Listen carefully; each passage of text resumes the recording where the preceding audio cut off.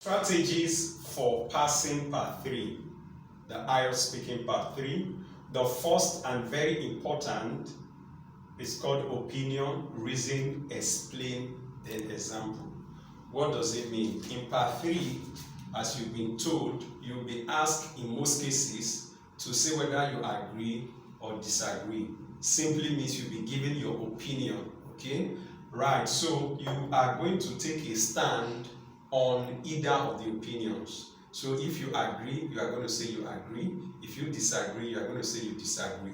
If you agree to an extent, disagree to an extent, you mention it, right?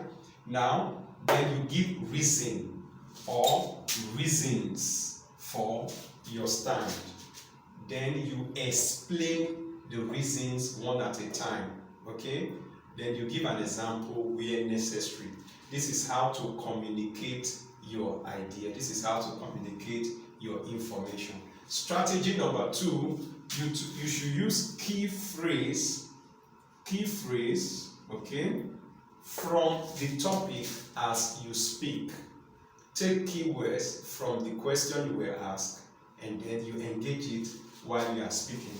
Then strategy number 3, you should demonstrate confidence. One of the major things that IELTS examiner will do during your exam, they are going to question your stand. It looks like a kind of debate, but not a debate. You are going to say, yes, this is your stand, okay? They're going to ask you why. They're going to make you feel as possibly maybe you don't understand what you are talking about. But you shouldn't go emotional. You should be able to stand and show and demonstrate confidence that yes, this is my stand. It is possible that some people may have that other direction or thinking in that direction, but this is my stand.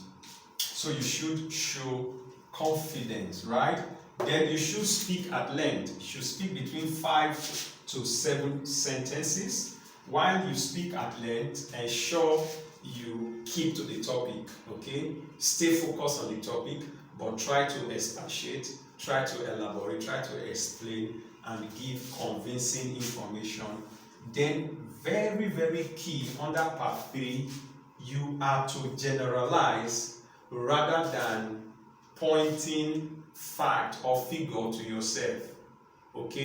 That is, you do something that has the approval of a larger number of people. So you generalize rather than personalize. So for example, if somebody says, based on my analysis, a lot of people in Nigeria are living well. Okay, that is an example, right? Now another person says, based on the statistics released by the World Health Organization, for example, WHO, XYZ is XYZ. So it's not going to be the same weight because the other person is just talking about himself, while the second person is referring to information from a globally recognized body. So that other person is generalizing because he's talking from the information or figure provided by a recognized general body. Okay, so that is what you do. Do less of your personal experience, talk more of global statistics, word figures, use them as you communicate your point in strategy part 3. I'd like you to know when you are giving your opinion, you must be clear about it. This is my stand. You should give reasons for your stand. You should be able to explain it. You should be able to give an example, and then you should use key phrase to speak, key phrase from the topic question, and then you should express confidence in what you are saying. Then you should speak at length. 5 to 7 sentences is actually British Council's standard, all right? So then you generalize, use word figure, word illustrations to communicate your idea.